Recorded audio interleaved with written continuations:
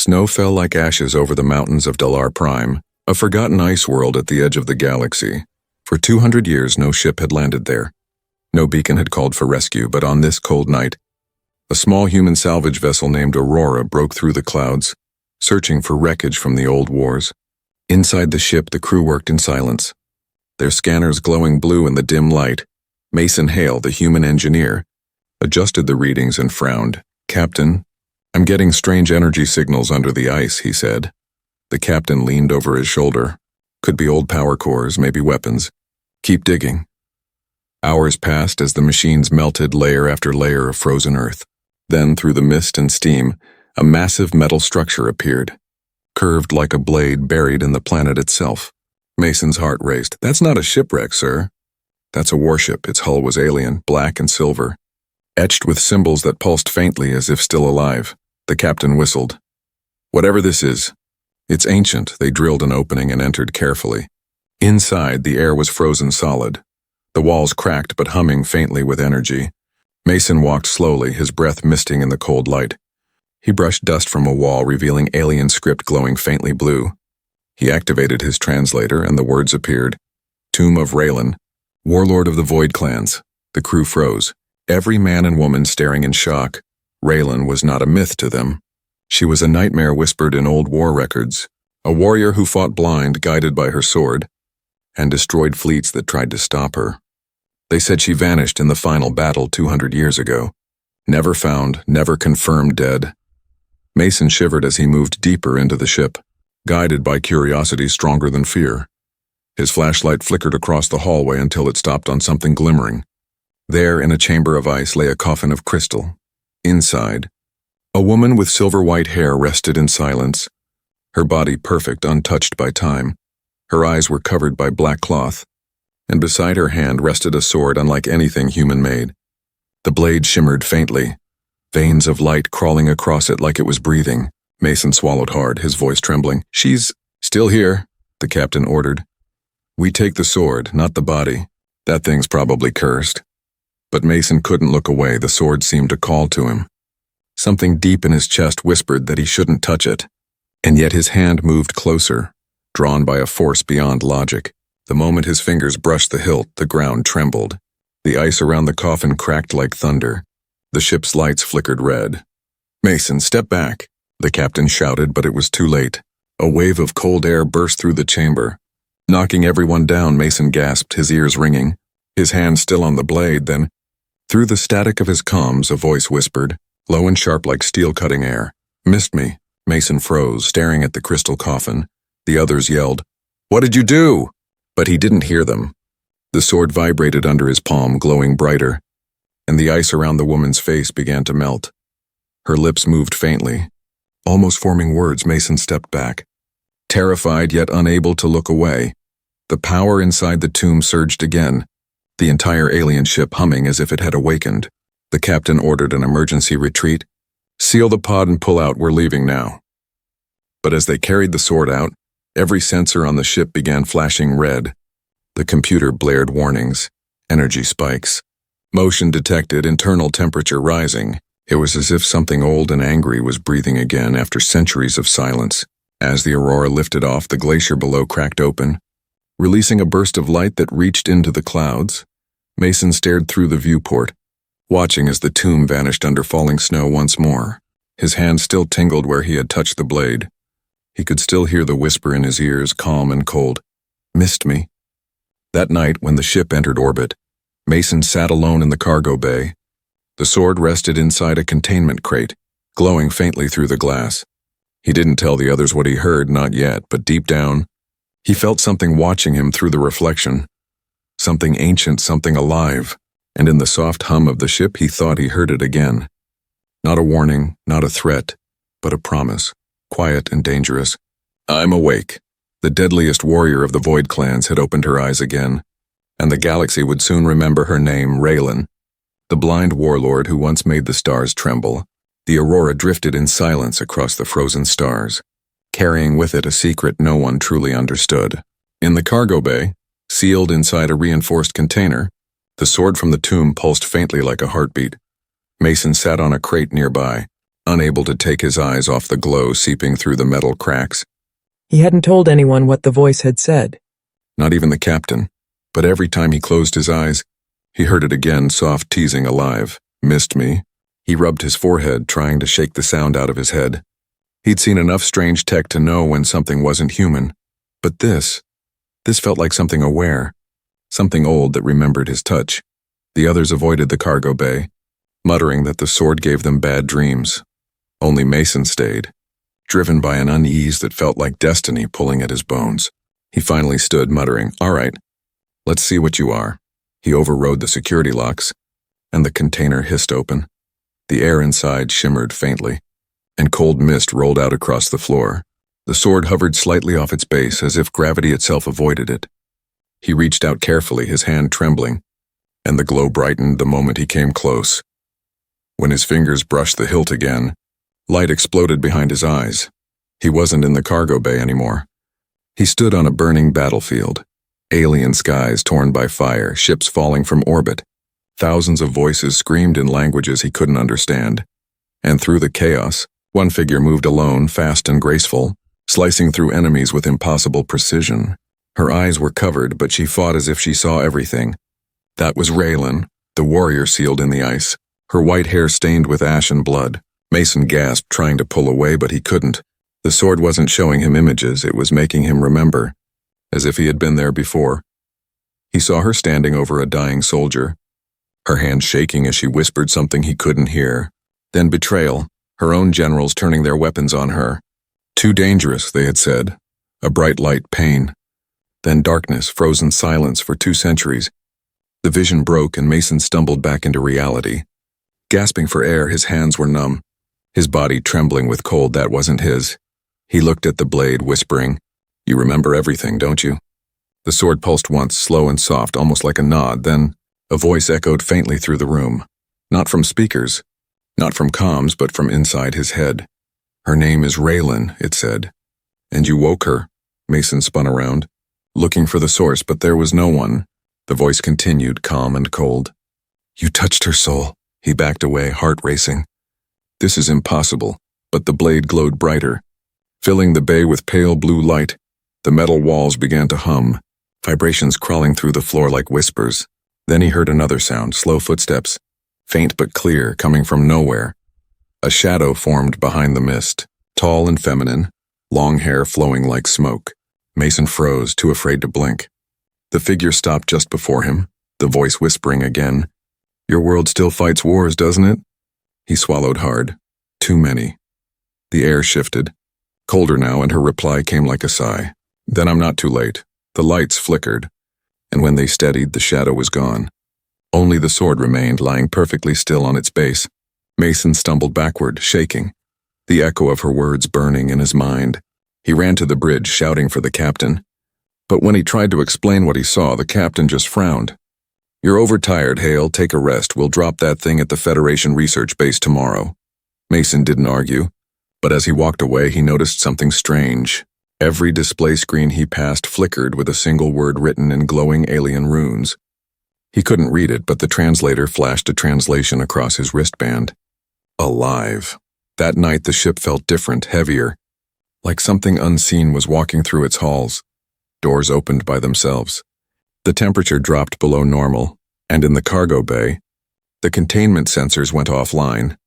The sword rose quietly into the air, spinning once, its light spreading across the walls like ripples in water. Then it stopped, pointed toward the stars, and whispered softly into the silence, "Human. You shouldn't have woken me." Mason woke from a restless sleep covered in frost. His reflection in the viewport showed something faint on his neck. Marks. Like fingers made of ice, he touched them in confusion. But they faded as quickly as they appeared. Outside, the stars drifted quietly, but deep within the aurora, the weapon of the Void clans had begun to breathe again, and Raylan's voice whispered one last time before fading, "Find me." Before they do, the blade had chosen him, and somewhere beyond the stars something ancient was already coming for it. The aurora floated above the edge of a red dwarf star, its engines cooling after a long jump. Inside, the crew slept soundly except for Mason. He sat awake in the dark engineering bay, watching the containment crate that held the sword. It hadn't glowed in hours, not a pulse, not a whisper. But Mason knew better. The silence wasn't peace. It was waiting. He leaned forward, speaking softly. "Raylan, if you can hear me, I need to understand why me." The crate remained still, cold and dull. Mason sighed and leaned back, exhaustion in his bones. But then, just as he closed his eyes, the lights across the bay turned blue, soft at first, then brighter, steady. He stood up quickly, backing away. The crate cracked, not loud, not violent. Like a shell finally opening after centuries of sleep. Steam hissed out and the lid slid to the side. Mason raised his hands in fear, expecting the sword to float again, but it didn't. Instead, something else rose, a hand, pale and strong, gripped the edge of the crate. Mason couldn't breathe. From within, a woman slowly pulled herself up, her movement smooth but heavy, as if gravity felt new to her. Long silver hair clung to her back, and over her eyes was still the same black cloth. She wore ancient armor, cracked and faded, but it still shimmered with hints of old power. She stepped out of the crate barefoot, the floor frosting beneath her steps. The sword hovered into her hand like it had never been apart from her. She turned her head toward Mason, though she could not see him. Yet her voice came with calm precision. "You're the one who touched the blade," Mason nodded slowly. "Yeah, that was me." She tilted her head, listening to the way his voice moved through the room. "You're not afraid," she said. "I am," Mason whispered. "But I'm also curious." She stepped forward, blade down, relaxed. 2 centuries of silence. "And a human wakes me." Mason swallowed hard. "Your name is Raylan," she smirked faintly, the corner of her mouth twitching. So the galaxy didn't forget me after all. The room grew colder, and Mason noticed frost forming on the control panels. He looked around nervously. Are you doing that?" She paused, then nodded. "My body is still adjusting. I draw heat without meaning to." Mason stepped toward her slowly. "You've been asleep for 200 years. She turned her head slightly. "No," she replied. "I've been aware for 200 years. Her hand clenched the sword tighter. "I heard every second, trapped in stillness, waiting for the war to end." Mason felt a strange sorrow fill the air, not from her words, but from something deeper. He asked, "And has it ended?" She gave no answer, only a breath, long and tired. "The galaxy changes its names, its laws, its leaders, but never its wars," she said quietly. Suddenly, the door behind them opened. 2 crew members stood frozen in shock, staring at the tall figure beside Mason. One reached for a blaster. "Step away from her."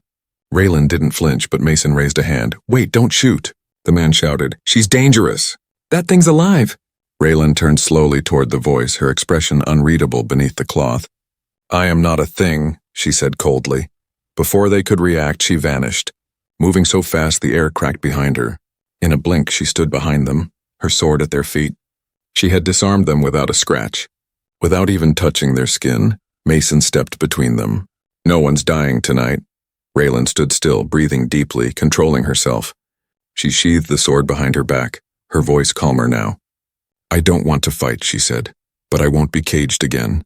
The captain came rushing in, armed and furious, but when he saw her size, her scars, her strength, he hesitated. Mason turned to him, pleading. "She's not here to hurt anyone," he said. "She wants answers," Raylan added. "I was betrayed, not defeated." Silence fell over the room. The ship's hum suddenly loud in the background. The captain lowered his weapon slowly. "Then talk." Raylan nodded once. "Not here. Too many ears. Too many eyes." She turned back to Mason. "You will take me somewhere safe, somewhere quiet, and in return, I'll tell you everything." Mason didn't know why, but he agreed. Something inside him trusted her, not as a soldier, not as a relic, but as someone who had lost everything and still stood tall. And maybe, just maybe, she saw something in him too. Later that night, Raylan sat cross-legged on the floor of an empty chamber, sword resting across her lap. Mason sat nearby. Watching her quietly, he asked, "Are you really blind?" She smiled softly. "Not the way you think." And when she lifted her head toward him, he felt her eyes on him, even through the cloth. "I see with the sound of your heart, the rhythm of your fear, the way your words fall into the air." Mason couldn't speak. In front of him was a legend, a myth brought back to life. But she wasn't just a weapon, she was wounded, wise, and still dangerous in ways he couldn't understand. And as she whispered her final words for the night, Mason felt the full weight of what he had done. "You touched my blade," she said softly, "and now, we're bound." The silence of space was a lie beyond the black canvas. Whispers traveled faster than light, old war signals, buried codes, dead names blinking back to life, and now, one name echoed louder than the rest, Raylan.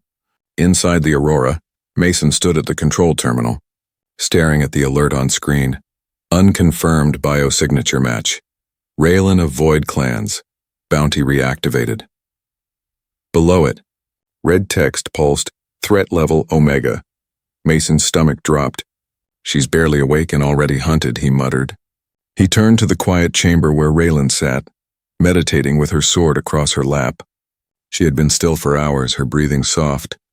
But as soon as he stepped closer, her head tilted slightly. "I heard it," she said calmly. "The galaxy remembers," Mason nodded slowly. "They've placed a bounty. Every eye is now on this ship."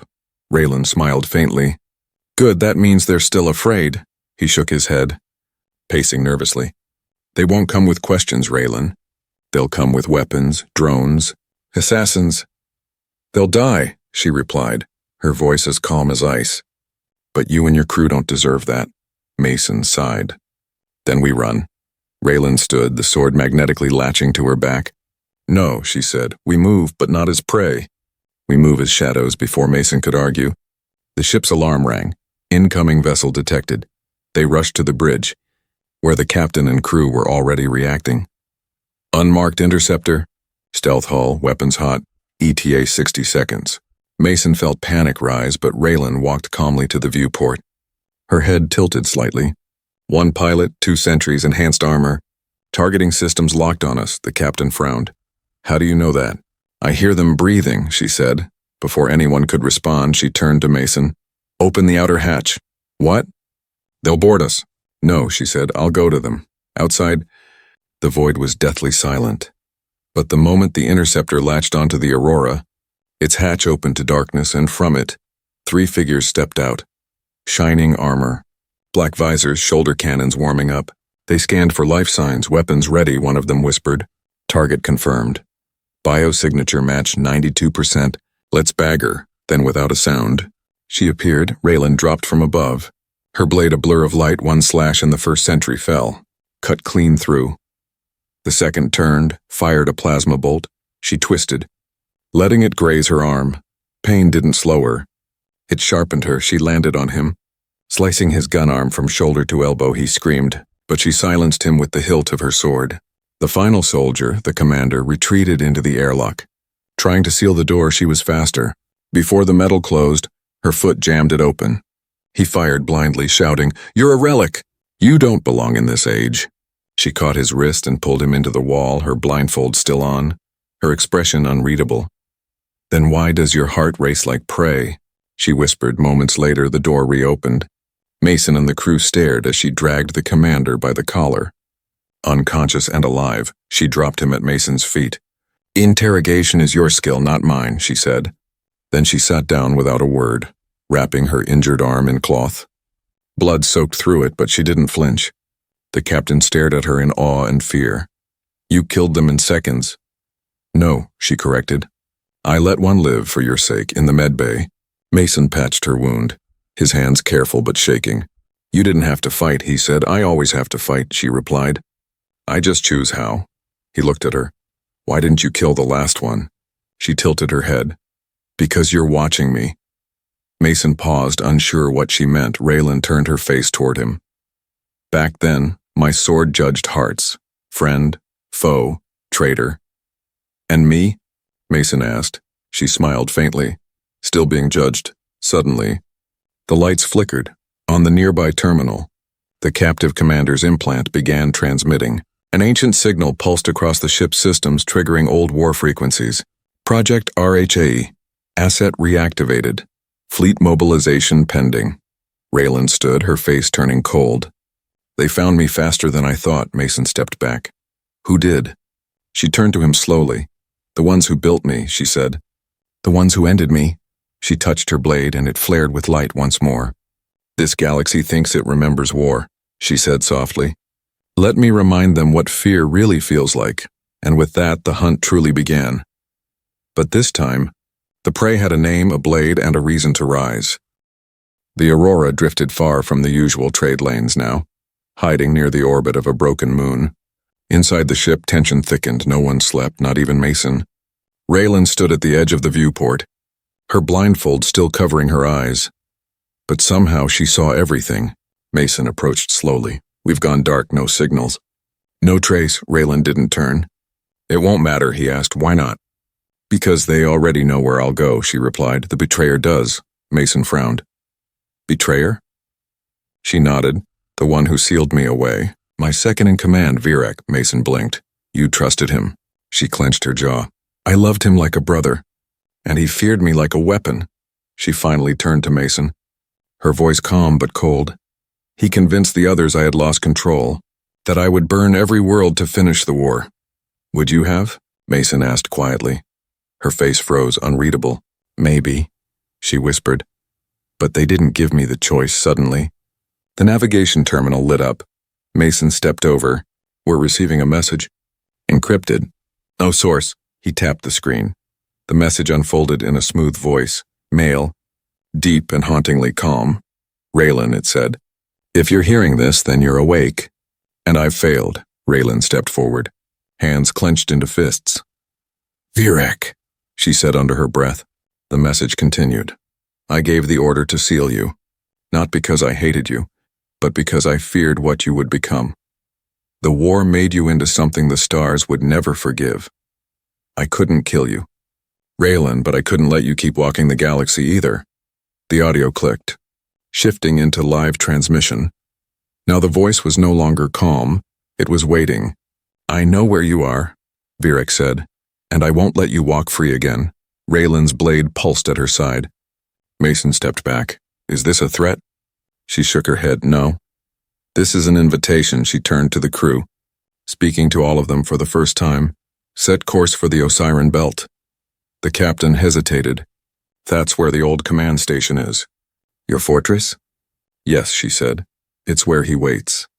Mason stared. You're going back to where it all ended? Raylan nodded. No more running. The Aurora entered the Osiren Belt 12 hours later. A maze of floating metal, shattered planets, and forgotten war machines at its heart. They found it. A colossal ring fortress, dead to the world but still watching. Lights flickered on as their ship approached, Mason whispered. It's like it knew we'd come. They docked in silence, the hangar huge and empty. Raylan stepped down first, blade in hand. Her footsteps echoed like thunder in a tomb. They walked together through hollow corridors. Signs of life blinked on. Lights, oxygen, gravity, all powered by the fortress's ancient core, Mason whispered. This place, it still remembers you. Raylan touched a wall, her fingers trailing symbols that glowed beneath her skin. It was mine once, she said. Now it belongs to a ghost. Suddenly, a door hissed open, revealing a single figure in dark armor. He removed his helmet, revealing gray skin, sharp eyes, and long dark hair. Raylan, he said softly. Still beautiful even in death. She didn't respond. Just stood still. Mason stepped between them. You're Virek? Virek's gaze moved to Mason. And you're the fool who woke her. Someone had to, Mason replied. Virek stepped forward. Slowly, I spared her body, sealed her in ice, gave her a chance to be forgotten. But now you've undone everything, Raylan spoke. You betrayed me. Virek's face tightened. I saved millions.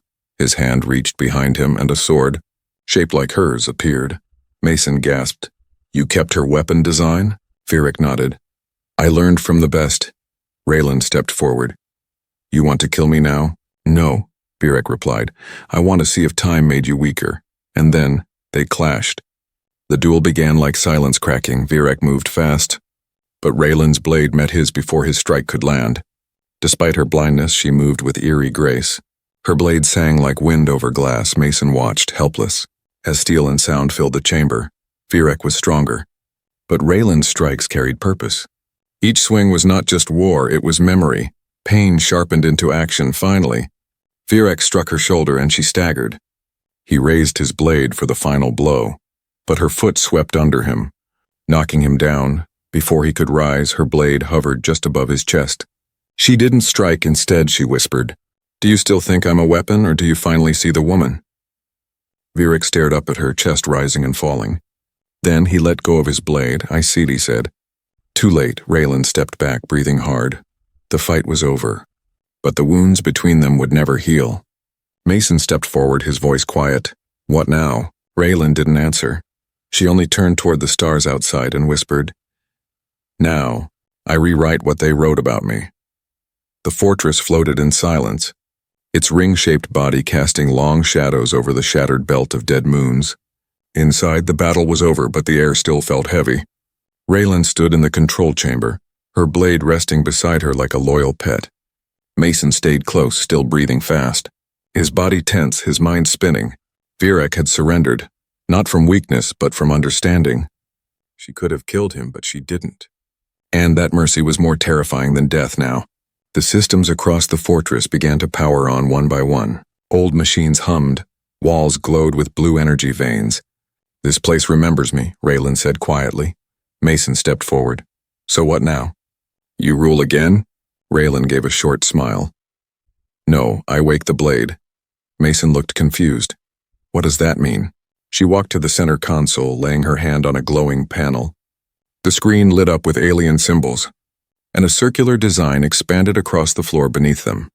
The ground vibrated, and the wall shifted, panels sliding open to reveal a hidden chamber.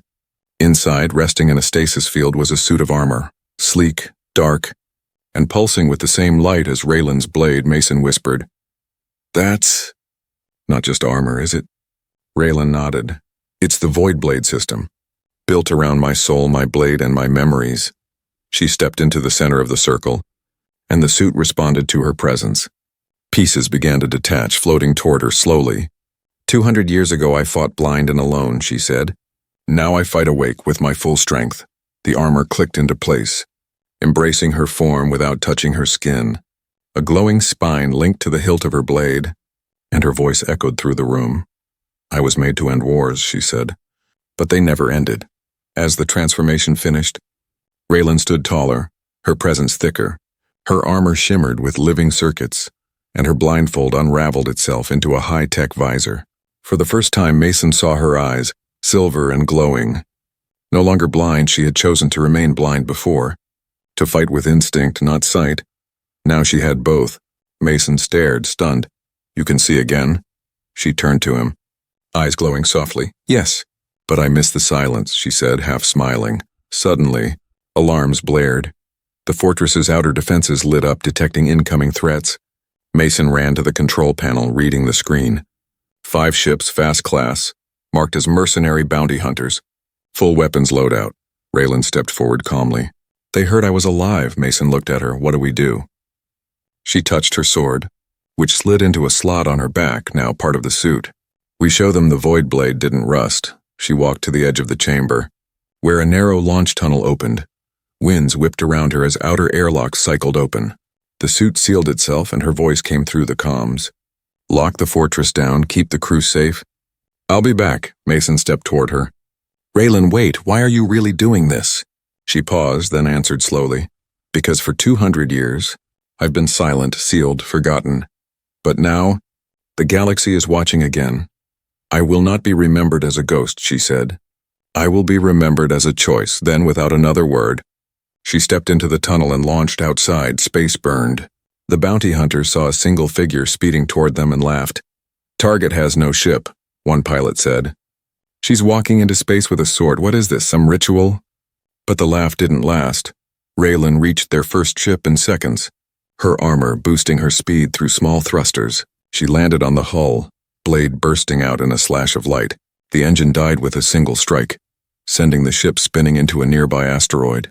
The others opened fire, lasers, missiles, kinetic rounds, but the suit moved like liquid, bending around her, absorbing damage and returning energy with each dodge. She moved through them like a memory, fast, quiet, unforgettable inside the fortress. Mason watched in awe as the feed displayed her movements. It wasn't a battle, it was art. The way she spun, blocked, countered, this wasn't war. It was a lesson. Within minutes, the 5 bounty ships were drifting. Engines fried, weapons useless. Raylan floated quietly in the center, her armor still glowing, her sword humming in peace. She spoke into the wideband channel, voice like steel and wind. Let this be your warning, she said. The blade is awake, and I choose where it cuts. When she returned, Mason was waiting at the hangar. She stepped out, armor releasing her piece by piece, until she was just Raylan again, still tall, still strong, but more than a warrior now, a symbol. He walked to her slowly. That wasn't just a fight. She nodded. No, it was a message. To who? He asked. She looked toward the stars. To the ones hiding in shadows who built weapons and called them leaders. To those who thought silence could keep me dead. She turned to Mason with a small smile. And to those who still believe one human can't wake a legend. The fortress drifted in quiet space now, its pulse steady like a heart finally at peace. But the galaxy was not, across systems. The stories had begun. She's back, they whispered. The Void Blade walks again. Inside the control chamber, Mason sat at a wide console monitoring long-range scans. He saw what Raylan had done. 5 bounty ships disabled without killing their crews. Not a drop of blood spilled after centuries of silence. She had returned, but not as a war machine. She had returned as something new. Raylan stood on the observation deck above, wrapped in a simple dark cloak. Her blade now sleeping in a sheath of crystal. No longer glowing, no longer humming, just resting like her. Mason climbed the stairs quietly and stood beside her. She didn't speak, but she knew it was him. I ran the transmission logs, he said softly. Word of your return has reached 3 federations, 2 warlords, and 1 emperor. She didn't flinch. Let them come, he looked at her. You're not planning to disappear again, are you? She turned to him slowly, eyes silver but soft. No, she said. This time I stay. A long silence followed. Then Mason asked, Why me? Raylan tilted her head. Why did I speak to you? He nodded. She looked back out at the stars. I listened to millions of footsteps over 2 centuries, she said. Scientists, scavengers, soldiers all passed near my tomb. But you, she said. You reached out not for power, but for truth, she smiled faintly. And when I whispered, missed me. You didn't run. Mason laughed softly, rubbing the back of his neck. I was frozen with fear. Yet you stayed, she replied. That's what made the blade choose you. He looked at her, puzzled. Wait, choose me. She nodded and slowly unhooked the crystal sheath. Placing it in his hands, he gasped, I can't hold this. You already have, she said gently. The blade remembers. Mason stared down at it. The surface smooth and cold, but something inside it stirred at his touch. I don't understand. You don't have to, she said. Just promise me something. He looked up. And she continued, if they silence me again, if they twist my story into something dark, make sure they know who I truly was. Mason's voice caught in his throat. You really think they'll come for you? She nodded. They fear what I represent. Freedom from their lies. From the myth that only machines and kings control peace. You're not a weapon anymore, Mason said. No, she agreed. I'm a warning. Suddenly, a soft alert beeped behind them. The captain's voice echoed through the intercom. Unidentified ship approaching, no weapons. Just 1 passenger. Mason and Raylan glanced at each other, then hurried to the docking bay. The door hissed open, revealing a small scout ship. Plain and dusty. A moment later, the door opened and a child stepped out. A girl, maybe 12, with violet eyes and dark gray skin. Clutching a message disc, she looked at Raylan and bowed deeply. My name is Kelna, she said. My people need you. Lady of the Blade, Raylan knelt down, brushing frost from the girl's cheek. Who sent you? The girl answered, My mother said if I ever saw a sword made of stars, to find it and say these words, we still remember what you protected. Raylan closed her eyes slowly. Mason watched her shoulders tremble, not from pain, but emotion. She opened her hand and the sheath glowed once more. She rose to her feet and turned to Mason. It begins again, she said. He stepped forward. Then let me go with you. She tilted her head. You would follow a myth? No, Mason said, smiling. I'd follow you. The girl smiled, stepping between them. Raylan touched her shoulder and whispered, You're the first to call me protector instead of killer. Thank you. They walked back into the ship together, and soon the engines hummed. This time not to flee, not to hide, but to return to the stars not as a threat, but as a promise. The Aurora vanished into the dark, carrying 3 souls, 1 human, 1 warrior, 1 child. The galaxy would feel the echo soon enough, And in the silence of forgotten corners, old enemies woke. They felt her presence, heard her blade breathing again. Some feared, some prepared, but all remembered her name, Raylan, the Void Blade. The deadliest warrior reborn not to destroy but to remind them. You can silence a weapon, but you cannot silence a promise.